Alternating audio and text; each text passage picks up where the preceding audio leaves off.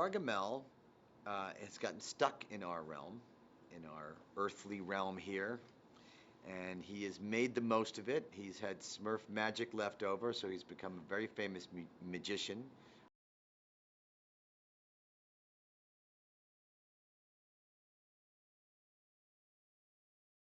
He's going to run out of his Smurf magic soon, so he needs more. So he's created these naughties who are not blue Smurfs yet, not true blue Smurfs yet. Much like when he originally created Smurfette, she was not a true blue Smurf. So now he needs to lure Smurfette back into our realm, actually kidnap her, get the formula that Papa used to turn her into a real blue Smurf, use that on his naughties, and basically take over the world.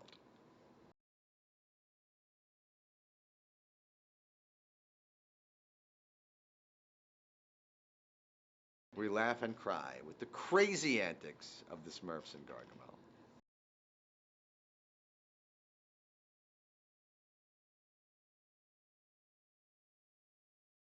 Gargamel created Smurfette originally to infiltrate the Smurfs and lure them to him, but then Papa Smurf, with his magic and goodness, turned Smurfette blue and good.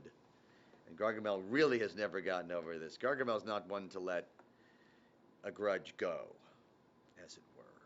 So he's still upset over that. Now he's created these new naughties, Vexy, who's rather on the ball like Smurfette, and Hackus. I get the feeling with Hackus he didn't have quite enough clay left over, and only had like half the amount he should have. And Hackus is Sweet. Hackus is yeah, he's not a bright Smurf. He wouldn't be brain. He's the opposite of brainy Smurf. How's that for a diplomatic way to put it?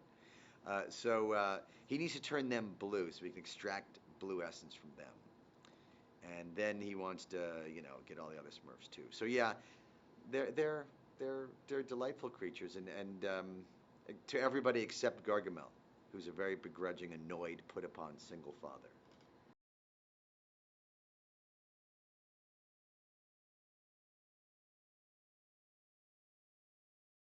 I look at it as my responsibility in these movies is to try to have mom and dad enjoy it too through the character of Gargamel and be funny for them in ways that kids might not totally get.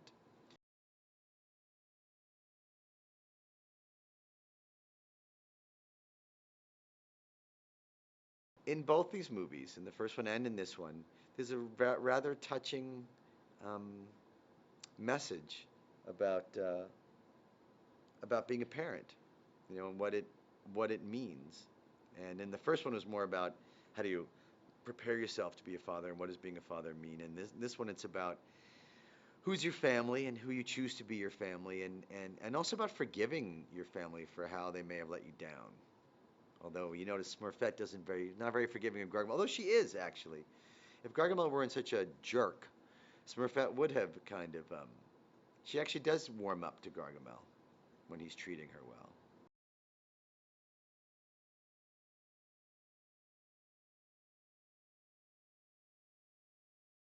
Some of us would like to have different parents than what we had, but we come to terms with that as adults and realize they were, people doing their best. That's what happens with Patrick in this movie.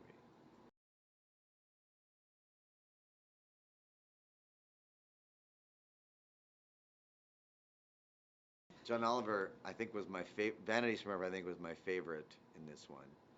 And yeah, Katy Perry does a beautiful job as Smurfette. Smurfette has a lot more to do in this one. It's a very emotional performance she had to do. And yeah, George Lopez, Anton Yelchin, who played my son in another television series and is now my clumsy nemesis. Um, who else do we have? Oh, well, Jama Mays and obviously Neil Patrick Harris are back and better than ever. Um, yeah, everybody came back. Jonathan Winters, in his last performance. I'm really sad I never got to meet him. I never got to see him while he was recording.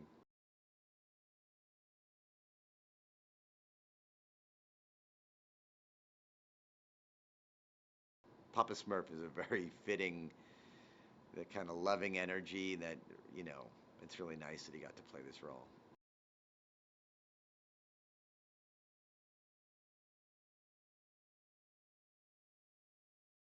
I thought the Smurfs were an American creation in the 80s. I had no idea that they had such a European. I had no idea I had no idea they were a European creation to begin with, and that they had such tremendous global appeal. I had absolutely no idea. I was stunned by it, and I was kind of amazed.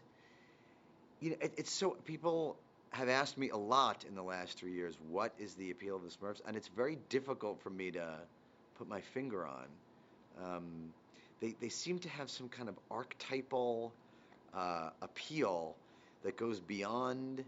Uh, I mean, look, on a surface level, it's very satisfying that they're each just like their names, and they're little sweet creatures that are funny because and real in that they stay true to their little characters. I guess it's the same reason why the Seven Dwarves were so appealing, is why the Smurfs are appealing. But it's really hard to figure why they are so universally appealing, cross-culturally, cross-generationally. Um, I don't really know. I mean, they are a family. They embody these family values in the best sense of the word.